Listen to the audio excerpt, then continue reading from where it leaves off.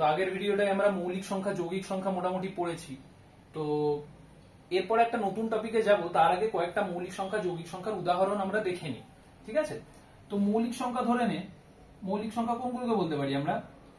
মৌলিক সংখ্যা হলো এক এবং সেই সংখ্যা ধারাই যেগুলো বিভাজ্য, তাই তো? তাহলে 2 আমরা বলতে পারি মৌলিক সংখ্যা, 3 আমরা বলতে পারি মৌলিক সংখ্যা, 4 না, 4 কিন্তু মৌলিক সংখ্যা নয়। দেখ 2 কে, দেখ 2 1 আর 2 ছাড়া অন্য কিছু দ্বারা ভাগ করতে পারবি 2 কে? না।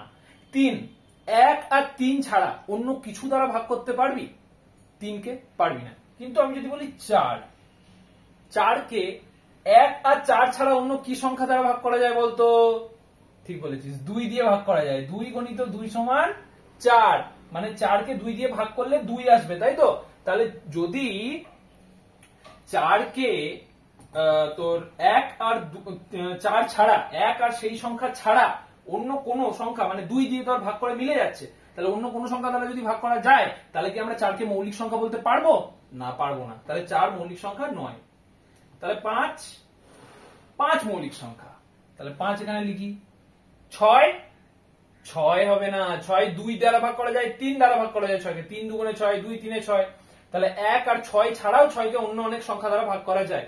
তাহলে 6 কে তো আমরা মৌলিক সংখ্যা বলতে পারবো না, 7 কে বলতে পারবো। তো এরকম অনেক আছে, 2 3 5 7, তোরা এগুলো বলেছিলাম যে এগুলো খুঁজবি, খুঁজে খুঁজে লিখে আমাকে দেখাবি। বেশ, মৌলিক হলো। তাহলে যৌগিক আমরা কি বলতে পারি? যৌগিক কোনগুলোকে বলতে পারি? না, যৌগিক প্রথমেই আমরা বলতে পারবো কি না 4 6, মানে কি 1 এবং 6 ছাড়াও 6 কে অন্য অনেক কিছু দ্বারা ভাগ করা যায়, যেমন 2 দ্বারা ভাগ করা যায়, 3 দ্বারা ভাগ করা যায়। তাহলে 6 একটা যৌগিক সংখ্যা, মৌলিক সংখ্যা নয়। মৌলিক মানে যে একা একা থাকে, এক আর আমি, আর কেউ না। 6 যৌগিক মানে আমি আর আরো অনেককে দিয়ে আমাকে ভাগ করা যাবে। 4 6, ধরে নে 8, ধরে নে 10, ধরে নে 9ও যাবে। দেখ 9 কে 3 দিয়ে ভাগ করা যায়, দেখ 3 3 9 আমরা পড়ি, তাহলে 3 দিয়ে ভাগ করা যায়। তাহলে মৌলিক আর যৌগিকের ডিফারেন্সটা বুঝেছিস? মৌলিক মানে 3 মৌলিক সংখ্যা, 3 কে 1 আর 3 ছাড়া অন্য কোনো সংখ্যা দ্বারা ভাগ করা যায় না। কিন্তু 9 1 আর 9 ছাড়াও 3 দ্বারা 9 কে ভাগ করা যায়। তাহলে 3 হলো মৌলিক সংখ্যা, কিন্তু 9 হলো যৌগিক সংখ্যা। ঠিক আছে, তাহলে এইবার আমরা একটা কনসেপ্টে আসবো, এবার আমরা একটা ধারণাতে আসবো। সেই ধারণাটার নাম হচ্ছে পরস্পর মৌলিক সংখ্যা। কি? পরস্পর মৌলিক সংখ্যা। ঠিক আছে, আচ্ছা এই পরস্পর নাম দিলেই কি বুঝতে পারিস? পরস্পর নাম দিলেই কি বুঝতে পারিস? না, দুজন আছে একসাথে, পরস্পর, আমি আর তুই, দুজন পর পর পাশাপাশি। ঠিক আছে, পরস্পর মানেই পাশাপাশি। তার মানে যদি আমি বলি পরস্পর মৌলিক সংখ্যা, তার মানে দুটো মৌলিক সংখ্যাকে একসাথে কি বোঝাচ্ছে? না, দুটো মৌলিক সংখ্যাকে একসাথে নয়। পরস্পর মৌলিক সংখ্যা মানে হচ্ছে, ধরে নে তোকে যদি আমি বলি যে দুটো সংখ্যা দিলাম, একটা হচ্ছে 6 না, একটা হচ্ছে 3 আর 5, কি বোঝাচ্ছে আমরা? পরস্পর মৌলিক সংখ্যা। 3 আর 5 দুটো সংখ্যা ধর, 3 আর 5 নিজে নিজে মৌলিক সংখ্যা, একা একা 3 মৌলিক সংখ্যা, 5 মৌলিক সংখ্যা, তারা একা একা মৌলিক সংখ্যা। ঠিক আছে, এবার আমি যদি বলি 3 আর 5-এ 1 ছাড়া অন্য কোন সংখ্যা কে আছে যে দুটো দিয়ে এই দুটোকে ভাগ করা যায়? আবার বলছি দেখ, মানে আমি বলতে চাইছি পরস্পর মৌলিক সংখ্যা হতে গেলে তাদের 1 ছাড়া অন্য কোন সাধারণ বিভাজ্য সংখ্যা দেওয়া চলবে না। মানে বুঝতে পারছিস? মানে ধরে নে আমি যদি দুটো সংখ্যা লিখি, একটু বড় করে লিখি তাহলে বুঝতে পারবি।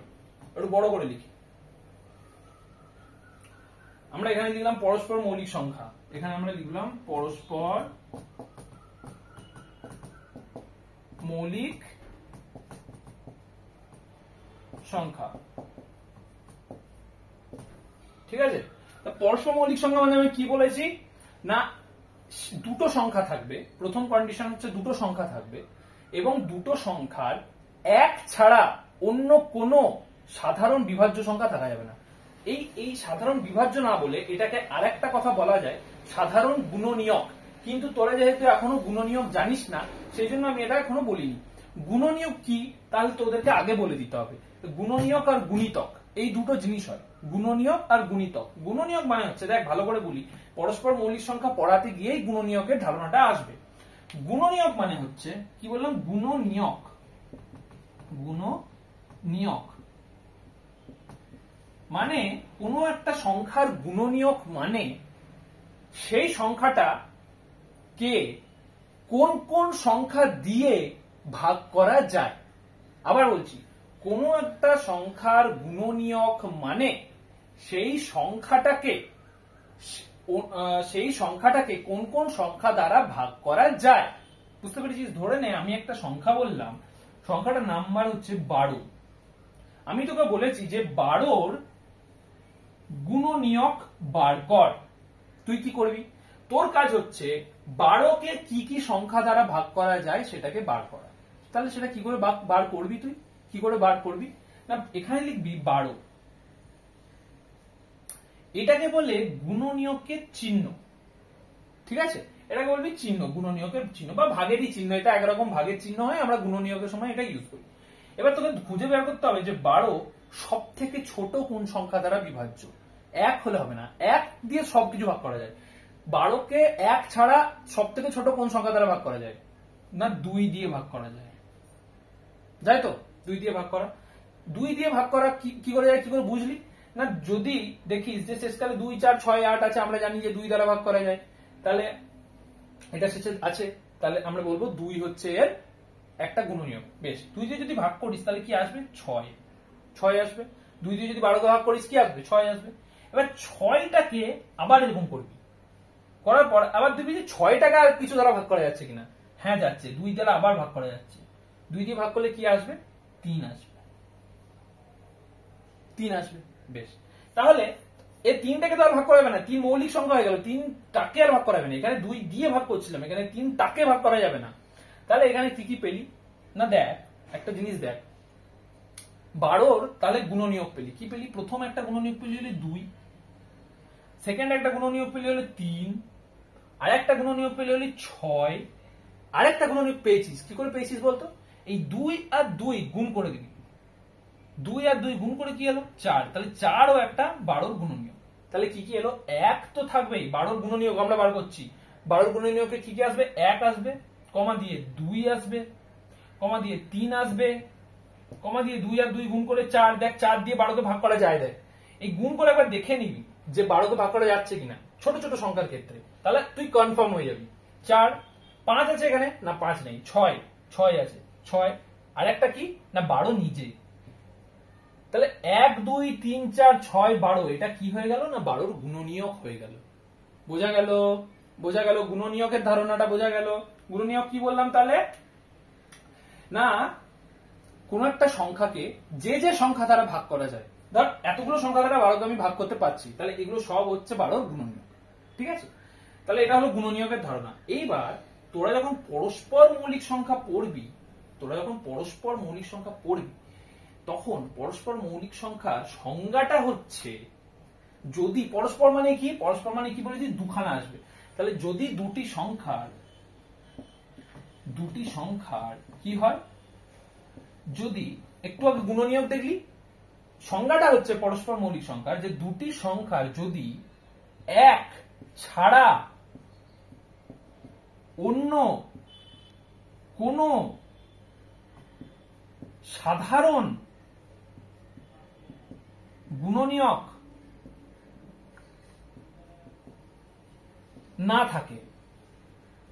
ভালো করে বোঝাই। বলছে দুটি সংখ্যার এক ছাড়া যদি, এখানে যদি লিখি, যদি দুটি সংখ্যার এক ছাড়া অন্য কোনো সাধারণ গুণনীয়ক না থাকে তাহলে তারা পরস্পর মৌলিক সংখ্যা। আবার বলছি ভালো করে, যদি দুটি সংখ্যার এক ছাড়া অন্য কোনো সাধারণ গুণনীয়ক না থাকে। আচ্ছা দাদা, তুমি তো গুণনীয়ক কি আমাদের বললে যে 12র গুণনীয়ক দেখালে, তাহলে সাধারণ গুণনীয়কটা কি? সাধারণ কথাটা করতে গেছে না, ভালো করে বুঝ। আমরা বলেছি দুটো সংখ্যা, ধরে নে দুটো সংখ্যা হলো 4 আর 6। মুখে মুখে বল, 4-এর গুণনীয়ক কি কি হবে? 1 হবে একটা। 2 দিয়ে 4কে ভাগ করা যায়? হ্যাঁ যায়। 2 হবে একটা। আর কি হবে? 3 দিয়ে যায় না? 4। 1, 2, 4, 4-এর গুণনীয়ক বার করেছি। মুখে মুখে করছি, ওই চিহ্ন কেটে করছি না, তোদের নামটা জানিস, নামটা দিয়ে মুখে মুখে করছি, ভেবে ভেবে, ঠিক আছে। 6, 6 এর কি কি হবে? 1 তো হবেই, 2, হ্যাঁ 2 হবে, 3, হ্যাঁ 3 হবে, 3 দুগুণে 6, 4 না 4 হবে না, 5 না 5 হবে না, 6, হ্যাঁ 6 হবে, 6 এর 6, 6 এর 6 গুণনীয়ক হবে 1, আর সেই সংখ্যাটা সব সংখ্যারই গুণনীয়ক, ঠিক আছে। তাহলে দেখ এখানে 4 এর গুণনীয়ক পেয়েছিস 1, 2 আর 4, 6 এর গুণনীয়ক পেয়েছিস 1, 2, 3, 6 পেয়েছিস তো। এখানে পরস্পর গুণনীয়কের সংজ্ঞা বলছে যদি দুটি সংখ্যার এক ছাড়া কোনো সাধারণ গুণনীয়ক না থাকে। এই সাধারণ মানেটা হচ্ছে যেটা এখানেও থাকবে, যেটা এখানেও থাকবে, মানে কমন। কমন নেওয়া বলি না আমরা, কমন নেওয়া যখন সরল করি কমন নেওয়া বলি, কমন, এটা হচ্ছে সেই কমন, মানে এখানেও থাকবে এখানেও থাকবে, দুটোতেই থাকবে। এই এর গুণনীয়কেও থাকবে, 6 এর গুণনীয়কেও থাকবে, 4 এর গুণনীয়কেও থাকবে, 6 এর গুণনীয়কেও থাকবে, সেই গুণনীয়ক হবে সাধারণ গুণনীয়ক। যদি এক ছাড়া অন্য কোনো সাধারণ গুণনীয়ক না থাকে তাহলে তারা পরস্পর মৌলিক। দেখ 1 তো থাকবেই, দেখ 2 দুটোতেই আছে, 3 নেই, 4, 3 এখানে আছে এখানে নেই, 4 এখানে আছে এখানে নেই, 5 নেই, 6 এখানে আছে এখানে নেই, তাই তো। তাহলে দেখ কিন্তু 2 দুটোতেই আছে, তার মানে এক ছাড়াও তাদের একটা সাধারণ গুণনীয়ক আছে, সেই গুণনীয়কটা হলো 2, সাধারণ গুণনীয়ক আছে। তাহলে 4 আর 6 কে আমরা পরস্পর মৌলিক বলতে পারি না, পারি না। তাহলে আচ্ছা, এই পরস্পর মৌলিক যে দুটো সংখ্যা হবে তাদের কি নিজে নিজে কেউ মৌলিক হতে হবে? মানে ধর 3 আর 5 তো নিজে নিজে মৌলিক, তারা পরস্পর মৌলিক, ঠিক আছে, তাদের মধ্যে কোনো এক ছাড়া সাধারণ গুণনীয়ক নেই। ধর 7 আর 11 তারাও ধর মৌলিক সংখ্যা, দুজনে 7ও মৌলিক 11ও মৌলিক, তাদের দুজনের নিজস্ব কোনো সাধারণ গুণনীয়ক এক ছাড়া নেই। কিন্তু আমি যদি বলি 9 আর 7, 7 আর 9 যদি আমি বলি, দেখ 9 কিন্তু যৌগিক সংখ্যা, 9 3 দ্বারা ভাগ করা যায়, 7 কিন্তু মৌলিক সংখ্যা। কিন্তু দেখ 7 আর 9 এর কোনো সাধারণ গুণনীয়ক নেই, কেন না 9 এর গুণনীয়ক হলো 1, 3, 9, 7 এর গুণনীয়ক হলো 1 আর 7, এখানে 1 ছাড়া দুটোর মধ্যে অন্য কোনো সাধারণ গুণনীয়ক নেই, এখানে 3 আর 9 গুণনীয়ক, এখানে 7 গুণনীয়ক। তাহলে 9 একটা যৌগিক সংখ্যা, কিন্তু 7 আর 9 তারা পরস্পর মৌলিক সংখ্যা। বোঝা গেল? আবার আরেকটা উদাহরণ দিচ্ছি, ধরে নে কি ধরবি না, ধরবি 15 আর 16, 15 গুণনীয়ক কি হবে বল? 1 15 গুণনীয়ক হবে, হবে 2 হবে, হবে না, 3 3 5 15 হবে, 4 হবে না, 5 হবে, আর কিছু হবে না, 15 হবে। দেখ একদম 16 1 হবে, 2 হবে, শেষে 6 আছে, 4 হবে, 6 দিয়ে 16 কে ভাগ করা যায় না, যায় না, হবে না, 8, হ্যাঁ 8 হবে, আর কি হবে, 16 হবে। তাহলে দেখ 15 নিজে একটা যৌগিক সংখ্যা, তাই তো। যৌগিক সংখ্যা কেন? যৌগিক সংখ্যা কেন? কারণ কি? কারণ 1 আর 15 ছাড়াও 15কে 3 আর 5 দিয়েও তো ভাগ করা যাচ্ছে, তাহলে 15 একটা যৌগিক সংখ্যা, 16 নিজে একটা যৌগিক সংখ্যা। দেখ 16কে 1 আর 16 ছাড়াও 2, 4, 8 দ্বারা ভাগ করা যাচ্ছে, তাহলে 16 নিজে একটা যৌগিক সংখ্যা। কিন্তু এরা দুজনে নিজে নিজে যৌগিক সংখ্যা, কিন্তু এরা পরস্পর মৌলিক সংখ্যা, তাই না? কারণ এদের নিজেদের কোনো সাধারণ গুণনীয়ক নেই, কমন গুণনীয়ক একটাও না। তাহলে যদি পরস্পর গুণনীয়ক হতে হয় তার মানে এটা, সরি, যদি পরস্পর মৌলিক সংখ্যা হতে হয় তার মানে কিন্তু এটা নয় যে তাদেরকে নিজে নিজে মৌলিক সংখ্যা হতে হবে, বা নিজে নিজে যৌগিক সংখ্যা হতে হবে, বা যৌগিক সংখ্যা হলে হবে না, সেরকম কোনো ব্যাপার নেই।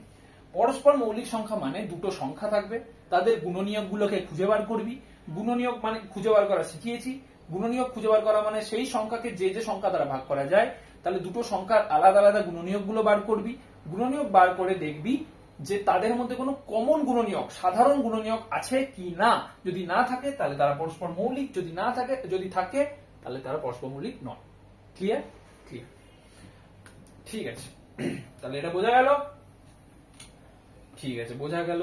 তাহলে গুণনীয়ক আমরা তো শিখলাম, তাহলে গুণনীয়কের সাথে সাথে আরেকটা টার্মও চলে আসে, আরেকটা নাম চলে আসে। সেই নামটা কি না গুণিতক। কি বলে? গুণিতক। গুণিতক খুব সহজ, গুণনীয়কের জন্য তোকে একটু ভাবতে হবে, গুণিতকের জন্য ভাবতে হবে না। গুণিতক মানে কি বলতো? মানে ধরে নে 2 এর গুণিতক বার করবি, মানে হচ্ছে 2 এককে 2, 2 এর গুণিতক বার করলে কি হবে? 2 হবে, 2 এককে 2, গুণ করতে করতে যাবি, 2 কে গুণ করতে করতে যাবি, 2 দুগুণে 4, 2 4 2 3 6, 2 4 8, এ সব 2 এর গুণিতক। মানে সেই সংখ্যাটাকে 1 2 3 4 মানে কোন একটা সংখ্যার গুণিতক বার করার জন্য সেই সংখ্যাটাকে 1 2 3 4 5 6 7 8 যত গুণ করে যাবি সেগুলো দিয়ে যে উত্তরগুলো বেরোবে সেগুলোই তার গুণিতক। ধরে না আমি বলি 5, 5 এর গুণিতক বার কর, তাহলে কি করবি? 5 5 কে 5, 5 দুগুণে 10, 5 3 15, 5 4 20, 5 5 25, সব এগুলো হচ্ছে গুণিতক 5 এর। বুঝতে পেরেছিস? তাহলে গুণনীয়ক মানে কি? গুণনীয়ক মানে হচ্ছে সেই সংখ্যাটাকে, কোন একটা সংখ্যার গুণনীয়ক মানে হচ্ছে সেই সংখ্যাটা অন্য কোন কোন সংখ্যা দ্বারা বিভাজ্য। ঠিক আছে? আর গুণিতক মানে হচ্ছে কোন একটা সংখ্যার গুণিতক মানে হচ্ছে সেই সংখ্যাটাকে 1 2 3 4 5 6 7 8 দিয়ে গুণ করে আমরা কোন কোন সংখ্যাগুলো পাচ্ছি সেগুলো হচ্ছে তার গুণিতক। ঠিক আছে? বেশ, এইবারে আমরা একটা নতুন জিনিস শিখবো।